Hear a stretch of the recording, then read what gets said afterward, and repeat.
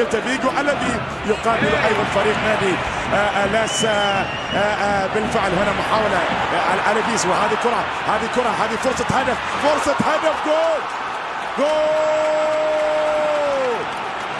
لويس سواريز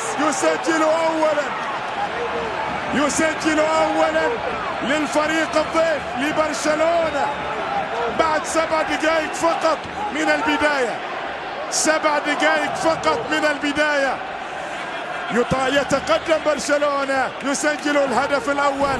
التمريرة بهذه الصورة بالفعل جاءت وبعد ذلك قطعت، وبعد ذلك كان التقدم. يا سلام، هو اللي صنع لنفسه كل شيء أمام 3 مدافعين.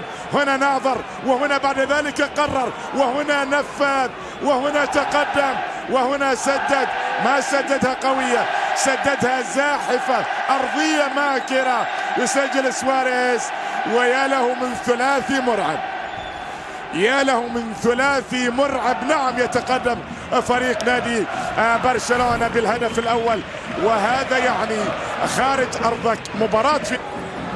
ونيمار يأتي بكرة بالفعل لميسي، ومن ميسي في الجهة الأخرى لراكاتيتش إلى ميسي، ممكن يسدد. الله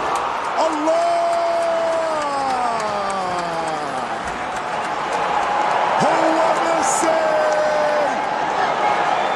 يا أخي أنت وحدك من جمع في كرة القدم كل أسرار الجمال.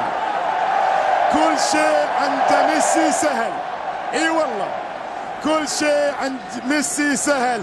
يسجل بسهولة، يستلم بسهولة، يمتع بسهولة. الأمور عنده سهلة ميسي، لكن عند الخصوم تكون الأمور في غاية الصعوبة. الأمور سهلة عنده، لكن في غاية التعقيد. اللي يلعبون ضد ميسي هدف لا يصاد ولا يرد.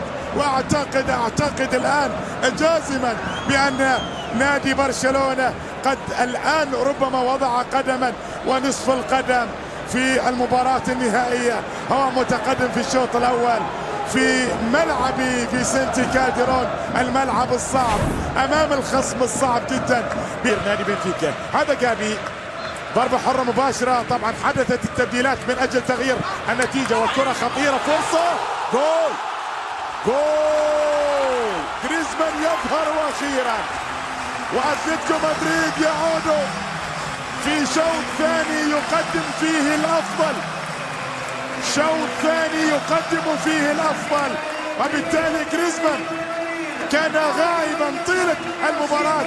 هذه الكرة من جودين على راس غريزمان يأتي بتقليص الفارق. نعم، وبالتالي يقلص الفارق أنطونيو غريزمان بكرة جميلة لعبت من جابي.